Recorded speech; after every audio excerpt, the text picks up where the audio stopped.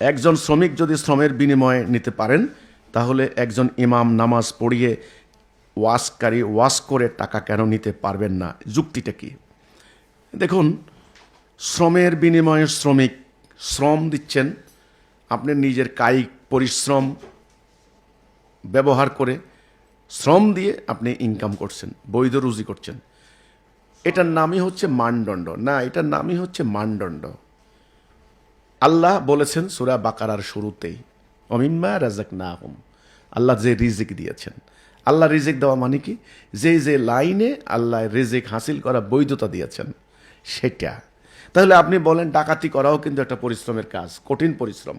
ডাকাতি করে তাহলে ডাকাতি মালামাল আনলে এটা বৈধ? তাহলে আল্লাহ নিষেধ করেছেন কোরআনে সুনির্দিষ্টভাবে, নিষেধ করেছেন যে দিনের বিনিময় নিও না। নবীরা বলেছেন আমরা এর কোনো উজরাত চাই না, কোনো বিনিময় চাই না। সেটা কি? আল্লাহ যেটা নাজেল করেছেন ওটা আল্লাহর, এটা কারো সম্পত্তি না। কেউ যদি এটা অর্জন করে পরকালের সওয়াবের জন্য করে, নিঃস্বার্থভাবে মানবতার কল্যাণে, এটার কোনো বিনিময় শ্রমের সঙ্গে আপনি এটা মিলাতে পারবেন না। একজন মানুষ যদি জোহরের নামাজ পড়ে, তার 15 মিনিট লাগে, ইমামতি করেন, তো এই ইমাম সাহেবের জোহরের নামাজটা তার উপরে ফরজ না?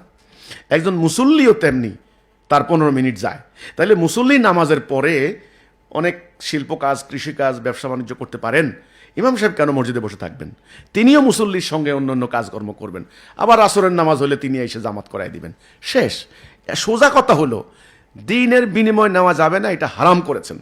আর আপনি শ্রমের বিনিময়ে সঙ্গে এটা চলে নাই। যুক্তি এখানে অনেক যুক্তি আছে, অনেক যুক্তি।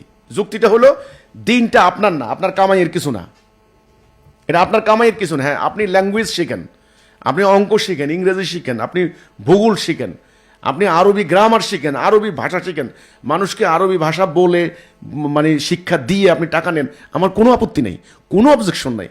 কিন্তু আল্লাহ যে কিতাব নাজেল করেছেন হেদায়েতের বাণী দিয়ে বিনিময় যাবে না, নেওয়া যাবে না। এখানে পরিশ্রমের সাথে এটার কোনো সম্পর্ক হবে না। তাহলে ডাকাতি করা অনেক পরিশ্রমের কাজ, তাহলে ডাকাতি জায়েজ হয়ে যায়? নো, ব্যাপারটা হচ্ছে এটা।